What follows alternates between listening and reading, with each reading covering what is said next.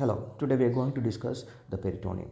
The peritoneum is a large serous membrane which lines the abdominal cavity. Okay, so here is a cross section of the abdominal wall, you can see.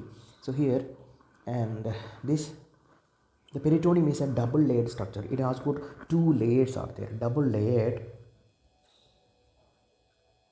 structure. This outer layer, it is known as the parietal peritoneum, outer parietal layer, and the inner layer which lines the abdominal organs, that is known as the visceral layer.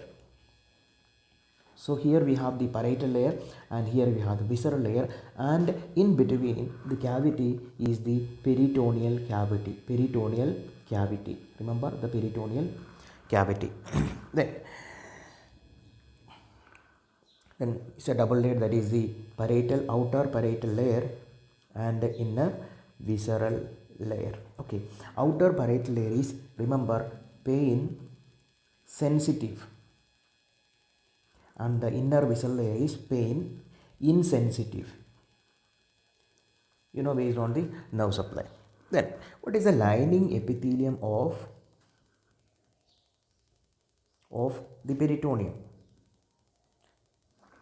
The lining epithelium of this peritoneum is known as the mesothelium. Remember, mesothelium, which is the squamous epithelium. Squamous epithelium, mesothelium. Okay, now normally the lining epithelium is the squamous, that is called mesothelium, but two exceptions are there. Exceptions are there in case of ovary. Remember these 2 points. In case of ovary, it is cuboidal epithelium. Cuboidal epithelium. And in case of fimbriae fimbriae of fallopian tube, it is columnar. Remember this columnar. The fallopian tube. So here we have the ovary, uterus. From here we have the fallopian tube, and it has got some fimbriae like. So this particular part, that's called fimbriae.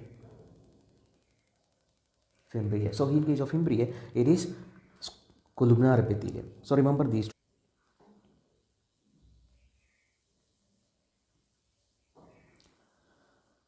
Then I told you that this peritoneum has got two layers, that is a parietal, outer parietal, and inner visceral peritoneum. Okay, in some cases, so this is a mesentery, this is the organ, that is the intestine.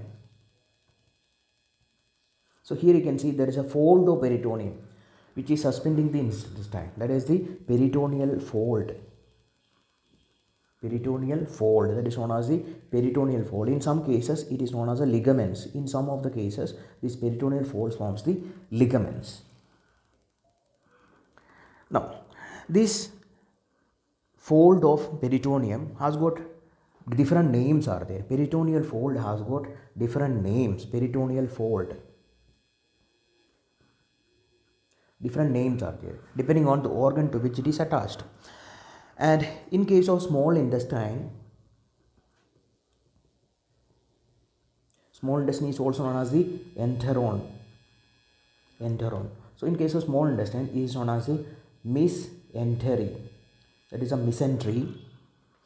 In case of colon, colon is the large intestine, it is known as the mesocolon.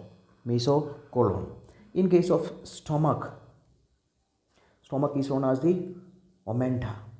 Okay, it is known as the omenta, that is we have greater omentum and lesser omentum. Greater omentum and lesser omentum. In case of vermiform appendix, it is known as the mesoappendix. So these are the different names which are given to the peritoneal fold of different organs. Then I already told you, in some cases these peritoneal folds are known as the ligaments. Peritoneal ligaments. So let us see what are the peritoneal ligaments. Okay, so there is a peritoneal ligament which connects the stomach and spleen. Stomach to spleen. That is known as the gastrointestinal splenic ligament, gastrosplenic ligament. Okay, then from kidney to spleen, kidney and spleen, that is known as the leno-renal ligament, leno-renal ligament, leno-renal ligament. Then we have the colon with diaphragm, that is known as the phrenicocholic ligament, phrenicocholic ligaments. Okay, in addition we have some ligaments on the liver, that is known as the coronary ligament. Then we have the triangular ligament. Then we have the falciform ligament. So these all the ligaments we will see later. So these are the different names given to the peritoneal folds. Now, what are the functions of this peritoneum? What are the functions of this peritoneum? First of all, I told you this peritoneum has got some peritoneal folds are there. So, okay, in that cases, it helps in the free movements of viscera, free movements of viscera. Another function is this peritoneal fold has got some phagocytic cells are there. Phagocytic cells helps in the protection. Then it helps in the absorption.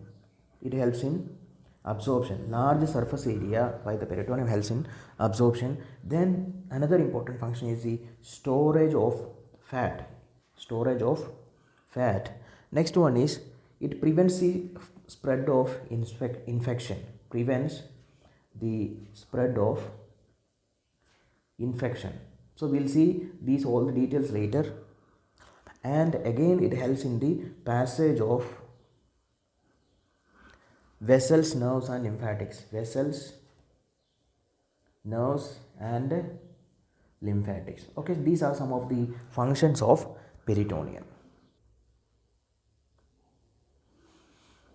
Okay, so here we have the parietal peritoneum and here is the vessel peritoneum, and in between this is the peritoneal cavity, that is known as the peritoneal cavity. Now, what do you mean by ascites?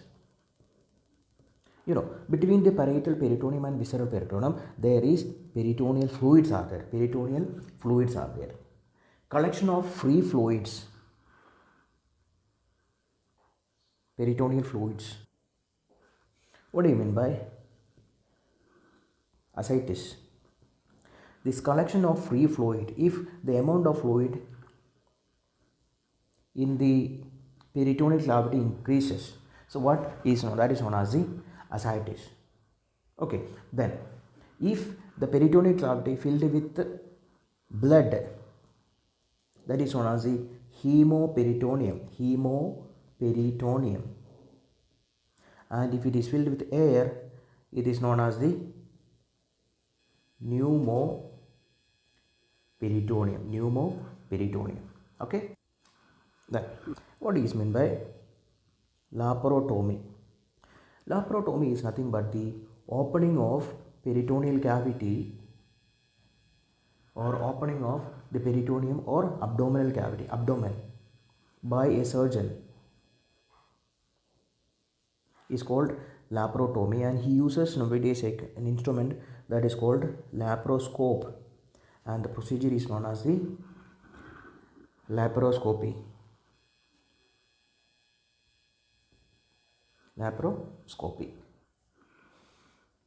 Now let us see the development of peritoneal folds.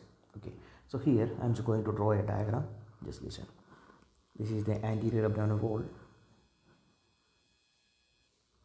This is an umbilical ring, and here we have the posterior abdominal wall. Now, so inside the abdominal cavity we have the primitive gut. Like this, we have the foregut, then we have the midgut. There is a midgut loop in the umbilical ring.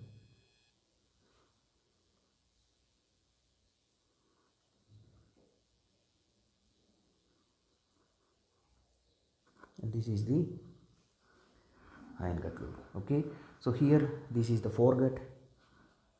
Here we have the foregut.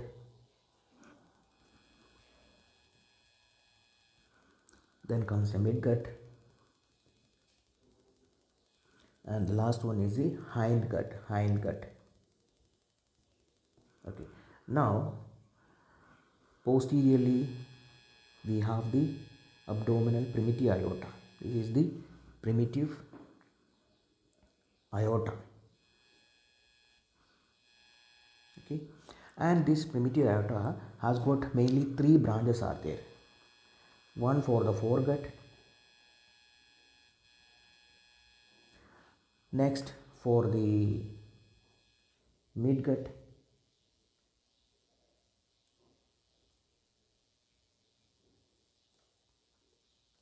and the last one is for the hindgut. These are the branches of abdominal aorta, ventral branches of abdominal aorta. Okay, so this is the one which supplies the foregut, that is known as the celiac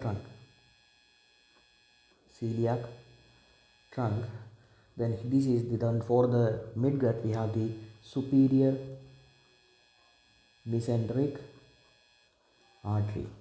Okay, and here we have the inferior mesenteric artery, superior mesenteric artery. These are the three ventral branches of abdominal aorta. Okay, now abdominal part of this foregut, okay, it is suspended by the peritoneum, that is known as the on both sides. So this is the dorsal part. We have the peritoneum over here. This is the peritoneum. Here it is.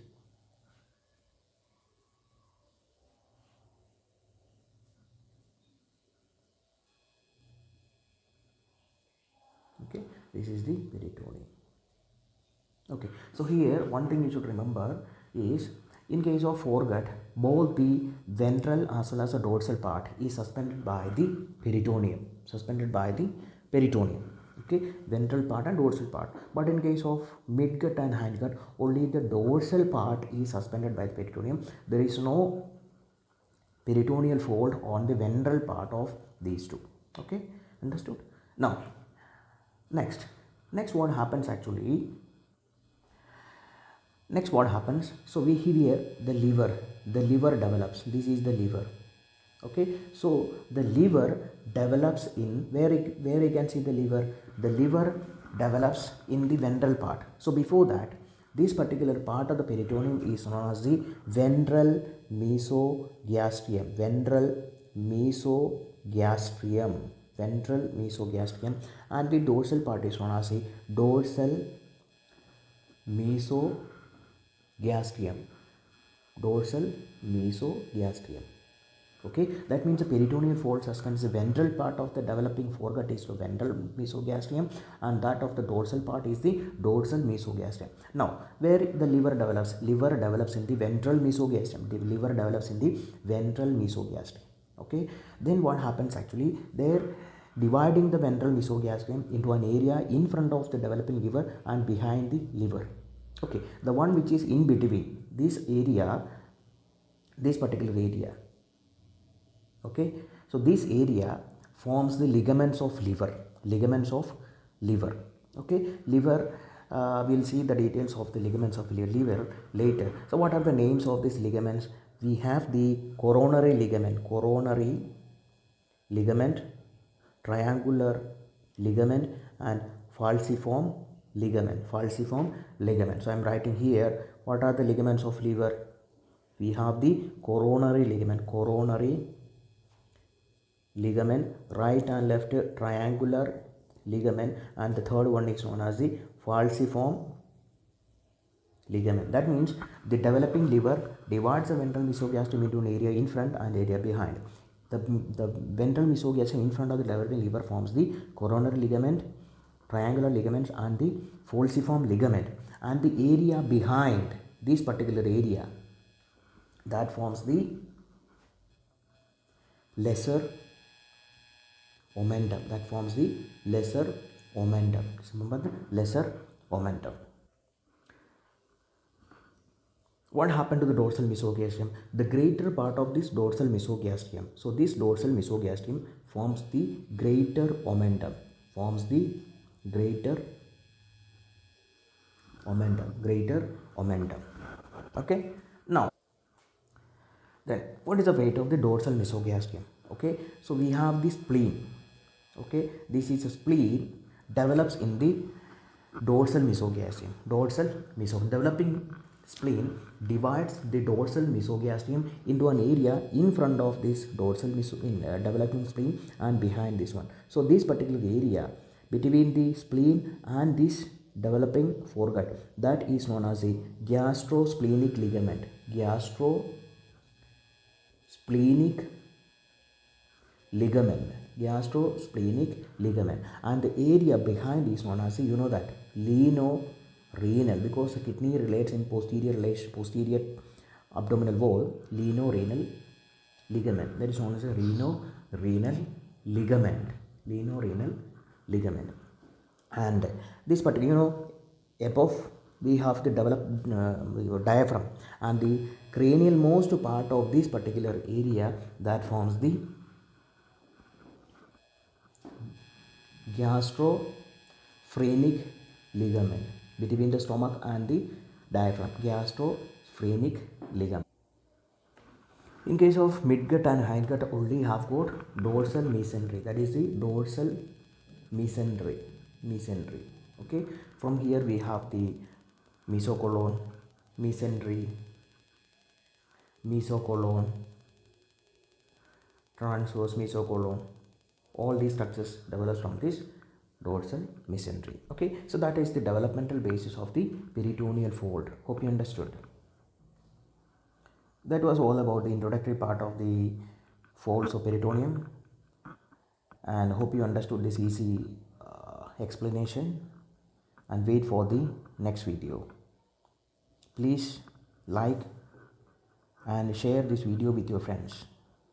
Thank you.